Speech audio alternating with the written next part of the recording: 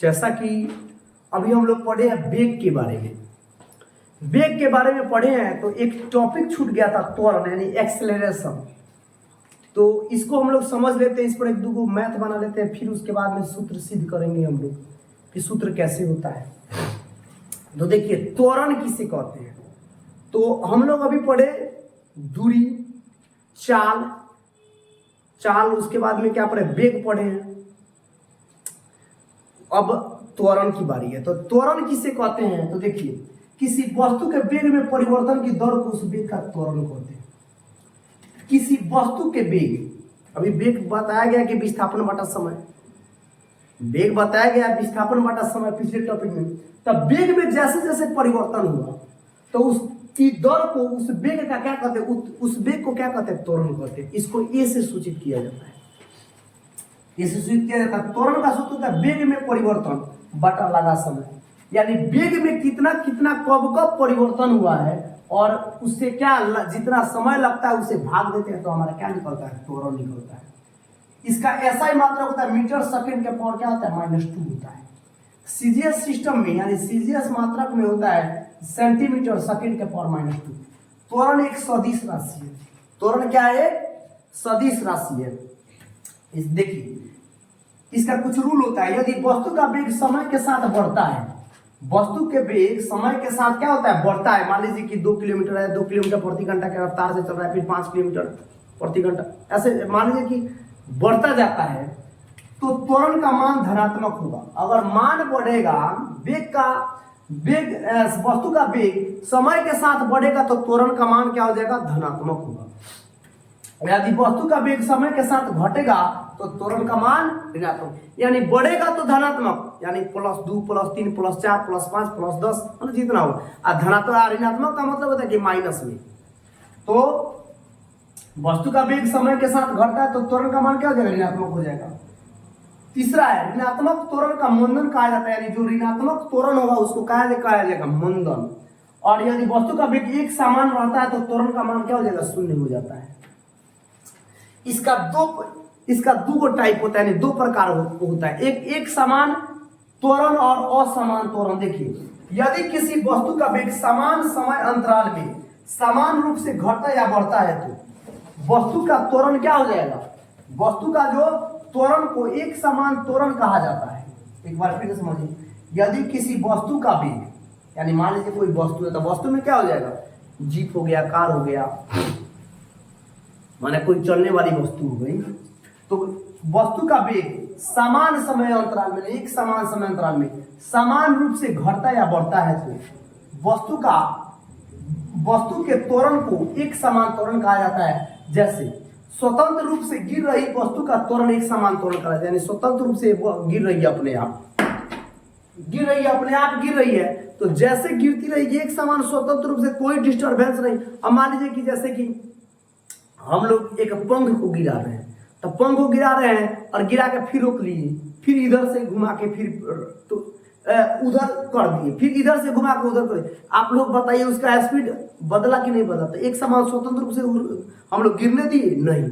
अगर एक समान स्वतंत्र रूप से हुआ यानी फ्रीडम होकर गिर रही है तो क्या हो जाएगा, गिर रही है तो वस्तु का त्वरण एक समान त्वरण कहलाएगा। अब जैसे देखिए असमान त्वरण, यदि समान समांतराल में किसी वस्तु के वेग में परिवर्तन के दर असमान रहती है तो वस्तु का त्वरण असमान त्वरण कहा जाता है। जैसे एक कार सीधी सड़क पर चलते हुए समान समांतराल में असमान दर से अपनी चाल में अपरिवर्तित करती है तो कहा जाता है कि कार असमान त्वरण से गतिशील है।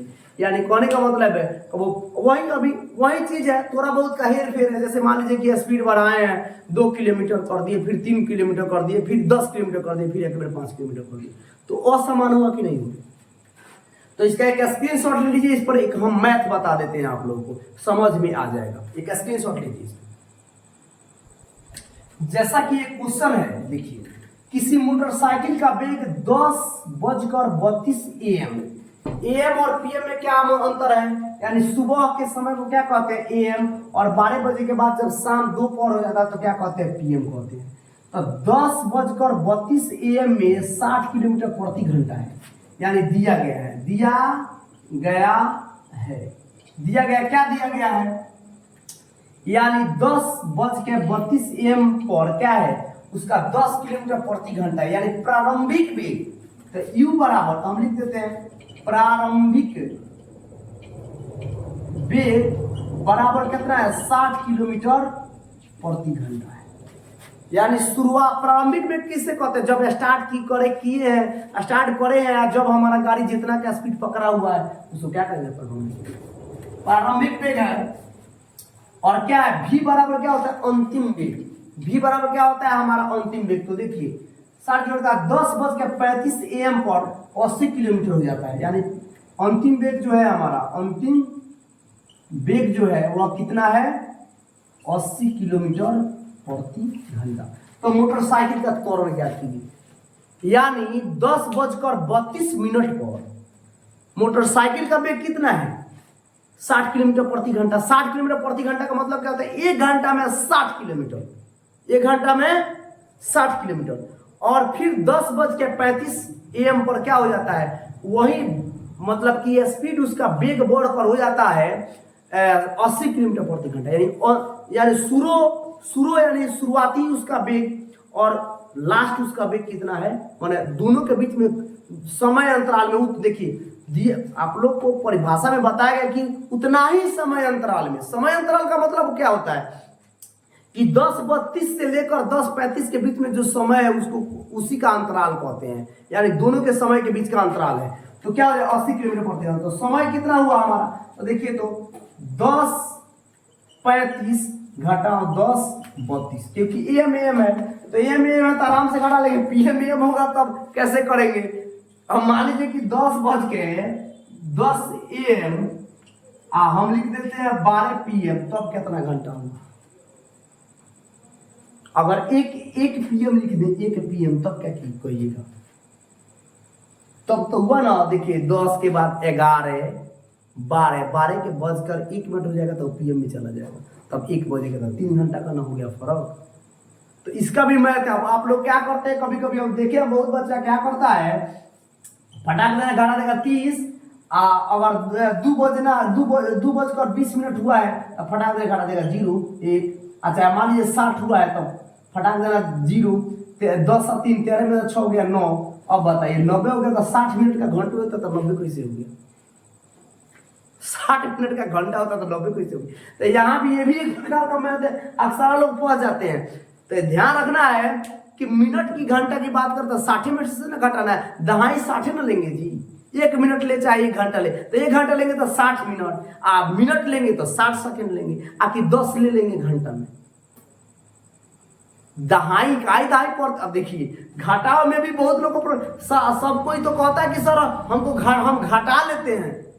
घटाव किसे कहते हैं, मैथ जिस दिन पढ़ाएंगे ना उस दिन बताएंगे कि मैथ क्या होता है। अब जैसे मान लीजिए कि 10 में से 3 घटा लिए तो 0 में से 3 नहीं जाएगा, 10 में से 3 घटे। भाई तो दहाई है तो 10 लिया, अगर सैकड़ा में से 3 घटाता तब 10 लेते हैं। तो अब डायरेक्ट कहा जाए 100 में से 3 घटाइए तब क्या कीजिएगा, तो सैकड़ा ना लीजिएगा जी।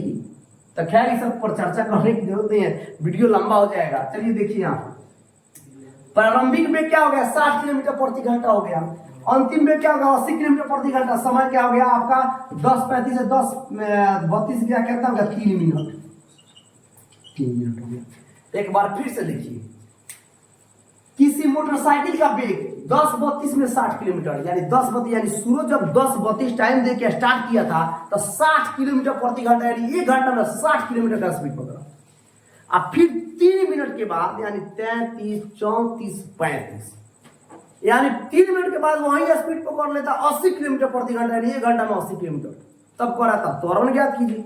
तब भाई शुरुआती वेग 60 किलोमीटर है और उसका अंतिम वेग 80 किलोमीटर है, तो बीच का समय कितना हो गया 3 मिनट, यानी 3 मिनट में तो 3 मिनट का नाम त्वरण ज्ञात करेंगे जी। तो आइए सूत्र से, और सूत्र से होता है यानी ए बराबर होता है v माइनस यू बटा टी, यानी अंतिम वेग घटाओ प्रारंभिक वेग बटा दी।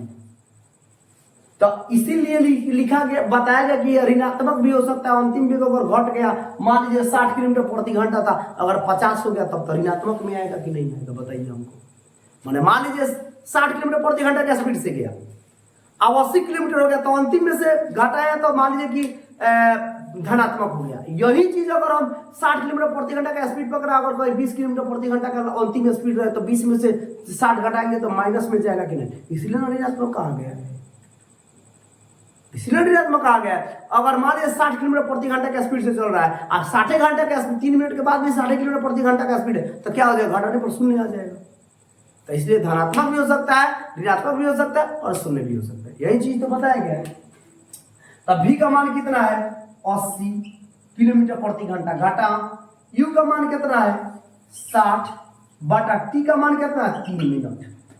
तो अब बताइए किलोमीटर प्रति घंटा है तो किलोमीटर प्रति घंटा तो है तो महाराज किलोमीटर में है, ये महाराज किलोमीटर में है क्या, ये मिनट में है। तो मिनट को याद रखिएगा, मिनट को घंटा में बदलेंगे। देखिए यहाँ पर हम लिख देते हैं, यह हो गया सेकेंड, यह हो गया मिनट, यह हो गया घंटा। जब इस रूप में बढ़ेंगे तो भागा देते चलते हैं 60 से भागा देते चलते हैं। और जब इधर से इधर की तरफ बढ़ेंगे तो क्या करते हैं, गुना करते हैं।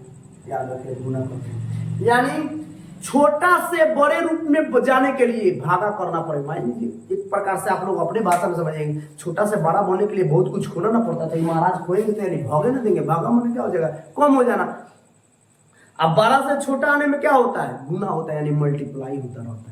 यानी घंटा से मिनट में जाइएगा तो 60 से गुना कीजिए, मिनट से सेकंड में जाएगा तो 60 से गुना कीजिए, वही सेकंड से मिनट में आइए तो 60 से भागा दीजिए, मिनट से घंटे में तो 60 से भागा दीजिए, सीधा सा बात है। तो आप लोग बताइए 1 मिनट बराबर कितना होता है 60 सेकंड होता है कि नहीं होता है। तो अब आप लोग बताइए मिनट को घंटा में बदलना आपको, तो मिनट को घंटा में बदलना तो 1 घंटा बराबर 60 मिनट, तो 1 मिनट बराबर 1/60 होगा।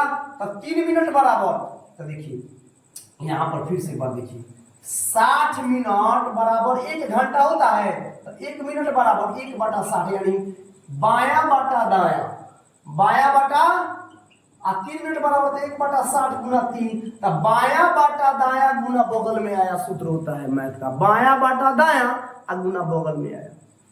तो देखिए इतना बटा 1 घंटा बराबर 60 मिनट, 60 मिनट बराबर 1 घंटा था, 1 मिनट बराबर क्या हो जाएगा, तो बाया बटा दाया माने बाया। अब कहिएगा सब दहिना हाथ में बाया है, घूमिएगा तो बाया हुआ कि नहीं होता है, बाया बटा और दाया। तो 1 बटा क्या हो गया 60 हो गया। जब 1 मिनट का निकल गया तो 3 मिनट 4 मिनट 5 मिनट 10 मिनट कुछ का नहीं, 3 मिनट का 3 से गुना कर देंगे तो कितना होगा 3 दूनी, और यहाँ पर लिख देते हैं ताकि समझ में आए। 80 में से 20 गया आपका हो जाएगा, सॉरी 80 में से 60 गया 20। अब बटा 3 मिनट को जब घंटा बोलने हैं तब आपको बताइए आप लोग कितना हो गया। तो यहाँ पर देखिए 3/60 होगा कि नहीं होगा, 3/60 हो जाएगा, 3/60। अब कटा दीजिए, थोड़ा सा इसको मिटा देते हैं, नहीं तो सब एके में मिल जाएगा। तो आप लोग कहिएगा कि एके में सब लिया दिए। तो 3 मिनट बराबर 1/60, यानी बाया बटा दाया गुणन कथी आया है, बगल में आया हमारा, तो 3 दूनी 6 यानी 1/20। अब बताइए यहाँ भी कटा सकते थे, तब 20/1/20।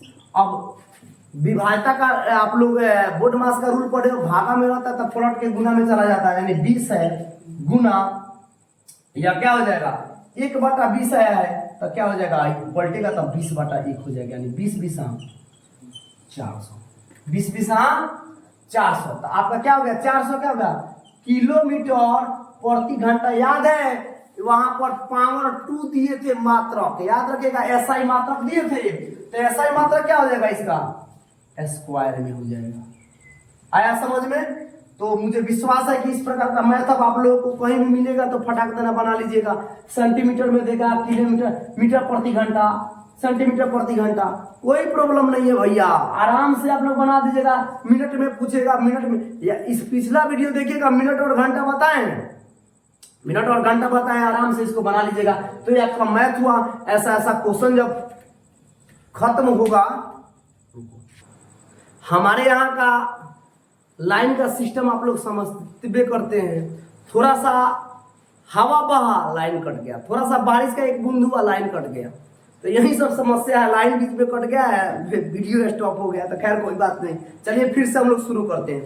तो कहने का मतलब है अब यह सब जब आप लोग का टोटल जब डिफिनीशन समाप्त हो जाएगा, जब थ्योरी समाप्त हो जाएगा, तब कुछ मैथ हर टाइप का मैथ जो है आप लोग को समझाया जाएगा, बताया जाएगा। बोर्ड पर हम हर प्रकार का मैथ करा देंगे, 10 गो 15 गो मैथ हम करा देंगे, ताकि देखिए अगर यह क्लियर नहीं हुआ ना तो 10वां क्लास 9वां क्लास का क्लियर नहीं हुआ तो इंटर किसी कीमत पे नहीं चलेगा।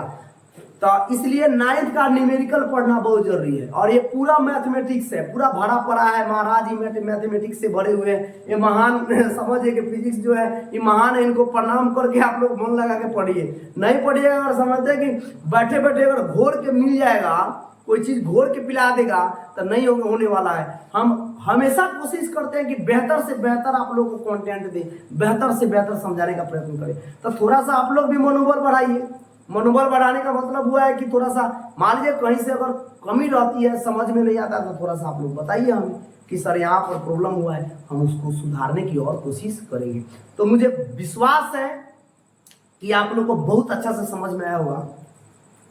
अगर समझ में आया होगा तो इसका क्या कीजिए, एक स्क्रीनशॉट ले लीजिए और लेने के बाद में हम अगला टॉपिक जो है आगे आप लोगों को सूत्र जो है S बराबर UT plus half AT square, जितना इस टाइप का रहती है फॉर्मूला है, सारा हम लोग उसके बारे में समझेंगे, जानेंगे, कोशिश करेंगे कि आता कैसे है, और उसके आधार पर जितना मैथमेटिक्स से हम लोग उसको करेंगे।